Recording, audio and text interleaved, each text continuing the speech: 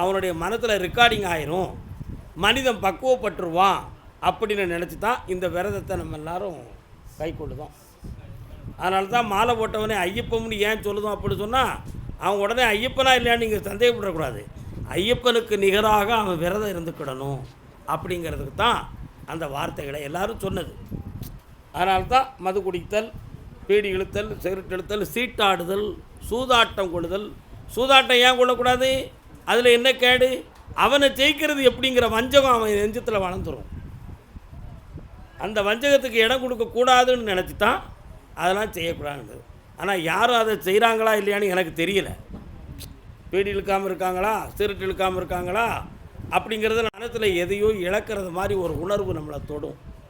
அப்படி தொடுகிற பொழுது மீண்டும் இந்த ஐயப்பசாமி விரதம் எப்பொழுது வருங்கிற எதிர்பார்ப்பு ஐப்பசி மாதம் 15ஆம் தேதிக்கு பிறகு எல்லார் உலகத்திலையும் தோன்றிடும்.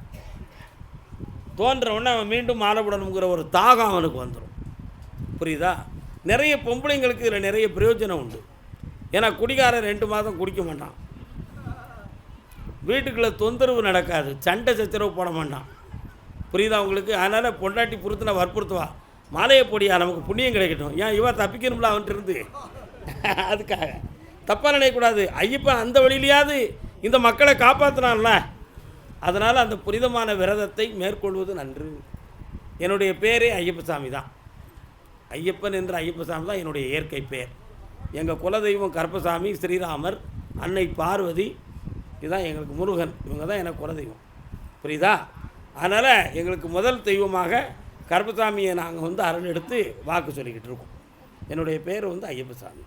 அதனால் இந்த வருஷத்தில் இந்த மண்டல பூஜையினுடைய மறுநாள் ஐயப்பனுக்கு ஒரு திருநாளாக கொண்டு இந்த மாலையிலே அவருக்கு அலங்காரம் செய்து அற்புதமாக மேளதாளத்துடனும் சாமியுடைய பஜனையுடனும் சாமியுடைய ரதம் ஒரு சின்ன பவனி ஊர் பொது வழியில் நடக்க போகுது.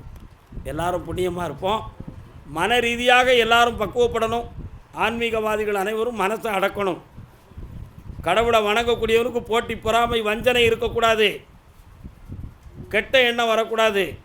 இன்னொருத்தன் இப்படி வளர்ந்துக்கிட்டு இருக்கானேங்கிற தாகம், ஒரு மன நோகல் இருக்கக்கூடாது. நீயும் வளர்ந்துக்கா. ஒரு இடத்துல தான் ஐயப்பனை கும்பிடணுமா? உலகம் முழுக்க கும்பிடலாம். ஒரு இடத்துல தான் சப்பரம் எடுத்து கும்பிடணுமா? கிடையாது. யாருக்கெல்லாம் விருப்பம் இருக்கோ அத்தனை பேரும் அந்த உலாவை செய், அத்தனை பேரும் அந்த விழாவை கோலாட்டம் பண்ணு. எல்லாரும் அந்த ஐயப்பனை கும்பிட்டு புண்ணியம் அடையட்டுமே. அதனால் எல்லாரும் உள்ளத்திலும் புனிதமாக நிறைந்திருப்போம், ஆனந்தமடைவோம். சுவாமியே சரணமையப்பா என்று சொல்லி நம்முடைய மாசிலாத மனதுக்குடி ஈசனை வரவைத்து அருள்வாக்கை தொடங்குவோம்.